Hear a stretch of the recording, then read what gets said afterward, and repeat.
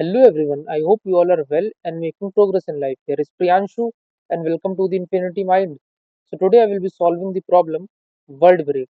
So the problem statement says that given a string S and a dictionary of strings word dict written true if S can be segmented into a space separated sequence of one or more dictionary words.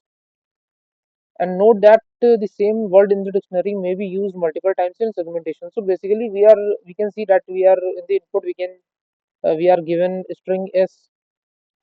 In the example, s is lead code, and a vector of string word dict is given where it's like a dictionary of words. So we just have to tell, can we partition lead code such a way that all the partitions are present in the word dict dictionary or not?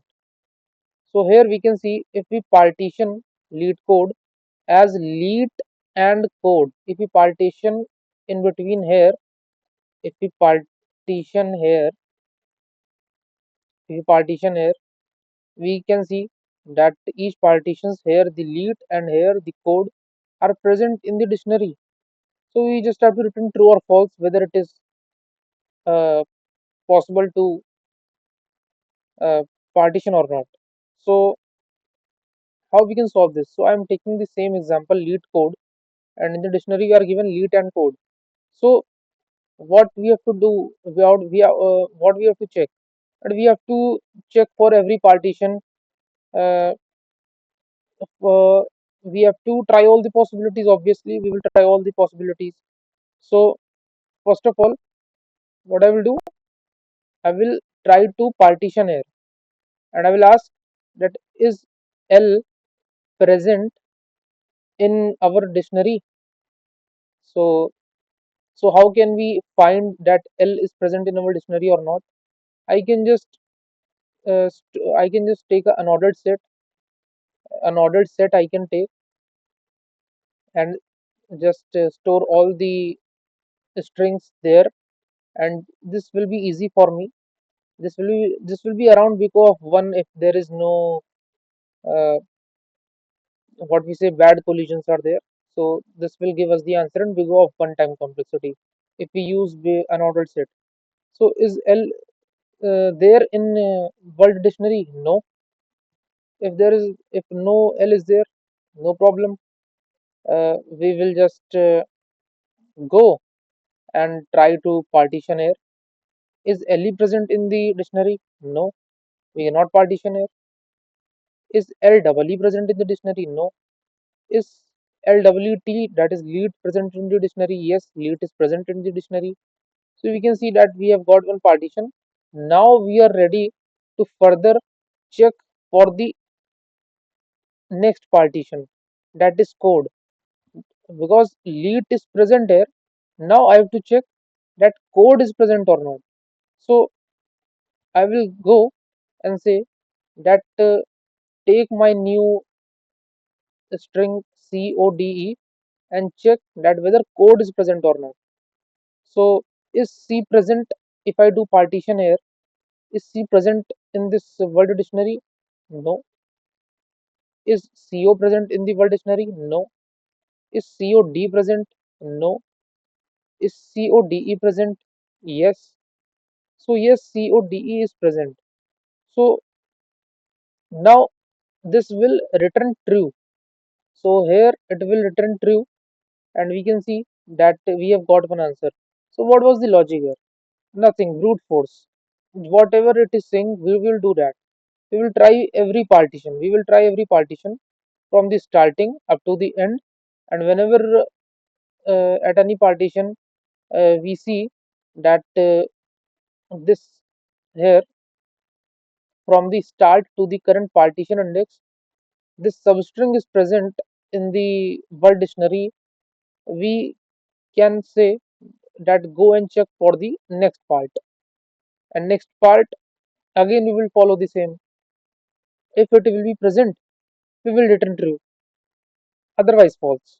So if I go and just implement it, so here this word dictionary is given. What I was doing, I was first, yes, I have to start from the, I have to start partitioning from the first index. So I can just call a solve function, and before that, I will just store, I will just store all the dictionary words into what is it, a string. I will just store it into my unordered set. So I can just simply call it and in the world dict dictionary us dot insult c. So by this my all the words of the dictionary is stored in the unordered set. Now I can just call the solve function, and I can, if it will be returning true or false, I will return that. In the solve function, I can just send that I will start from the zeroth index, and I will be passing the string there, and I will passing the unordered set there, and later we will see what parameters we are required to pass, and we will just handle that. I think we have to pass the size also, that what the size of the string is, so that we can know that where we have to stop. So we can here just create s dot length n, and we can here also pass n. Now here I have to write the solve function. What I will do, nothing, where I'm starting from, right now I'm starting from the zeroth index. So I passed 0. Second was string, second was string, and this will be passed by reference. And next the unordered set. This I will copy and paste by reference, and next size of the string. Now after doing partition, here, and if I will reach the end, let's say if I reach the end, so if I'm partitioning here, I'm considering L. If I'm partitioning at index 1, I'm considering from let's say, if I'm doing partitioning, if I'm performing partitioning at the zeroth index, I will be just containing L, and if I'm at the first index, I will be considering LE.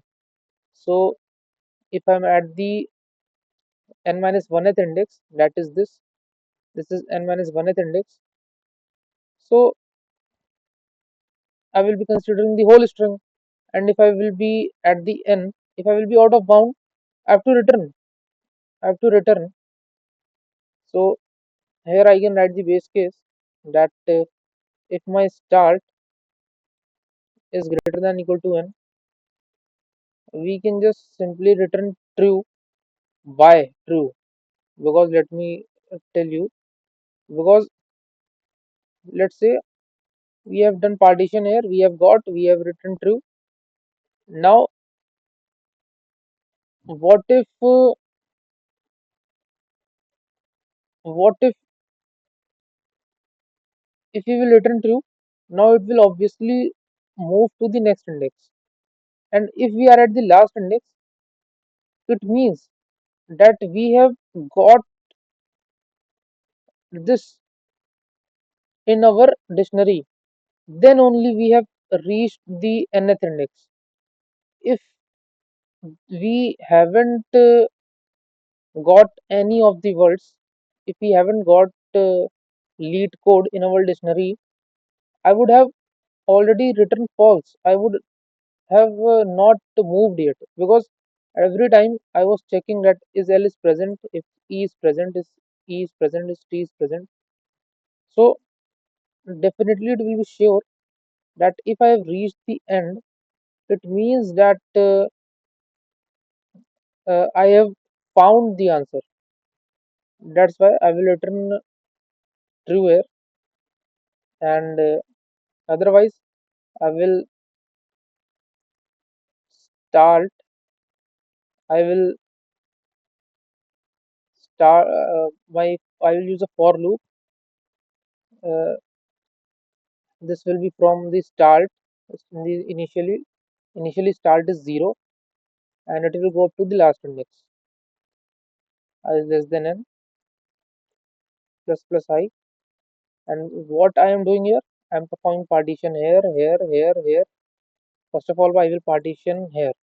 So if at any position, what I will do, first of all, I will check that is the substring present in the dictionary or not. So first of all, I will check from the unordered set that find the substring from the start up to the current which I am standing. So this will be I minus the start plus 1 length. We all know sub str function. Now, if this is present, if this string is present, then we can say that let's say leet is present, then we can say that go and solve for the next partition, that is code. Now just go to I plus 1, start will be my I plus 1 and string will be s and unordered set and n. And now if these both returns true, I will return true, and if nothing returns true, I will simply return false. So this way I can solve my problem, and if I run this and check if I'm able to pass the sample test cases. So sub str function find sub str and it is start sub str. What do you mean str sub str? So string is passed, unordered set and n is passed, and we are inserting carefully. We are calling solve function. Initially start is 0, string s is passed, unordered set and integer n. When start is greater than n, then we will return true because we have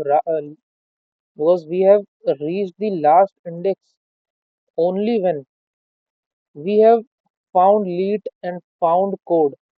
Otherwise, we would have we would we would not have started with the last index. We would have written false already. All right. So and here what I'm doing, I'm finding in the unordered set that us.find the substring from start, and the length is I minus start plus 1. Error is giving that error use of undeclared identifier sub str. Did you mean str? Okay, so sub str function is s dot sub str, and if I this is sample test cases are passed, and if I submit this and check whether we are able to pass all the test cases or not, so we can see we are getting a TLE. Why? Because see, we are at every point we are doing partitions, and from every partitions we are again performing partitions. All right. So if I'm partitioning here, then for every partitions I'm checking for different partition again. And here for LE again I have to check this EAT code, and then again partitioning here again I have to check for T code. This will be exponential time complexity. So I can memorize it also. So I can just we know that how can we memorize it? I am just calling I'm just changing one variable, that is start. So I can just use a dp vector was maximum size. We can see that start was index, nothing but the index number, and maximum it can go to 300. So I will take 301 and I will memset it with the initially uh, with -1, and this will be size of dp, and here if I find that dp of start is not equal to -1, I will return dp of start, and here also I will say that dp of start is equals to true. Here also dp of start is equals to false. And if I submit this and check whether we have memoized correctly or not, so we can see that yes, we have solved this problem now successfully. And if I tell you the time and space complexity now, so we can see that with using this dp vector, we can see that we, for any one start, we don't have to check for again the same thing. So we are partitioning n times, and at each partition I'm running a for loop. All right, at, at each start I'm running a for loop, and this will be uh, see, I am partitioning at every position, and at every position I'm running again a for loop for from start to n. So this will be big of n square, and sub str function also takes the length time complexity. So at max we can assume it as n. Time complexity will be big of n cube at max. So time complexity, we can see that this is big O of n cube, and space complexity, we can see that we are using a dp vector first of all. So big O of n for dp vector, and then for storing the unordered set.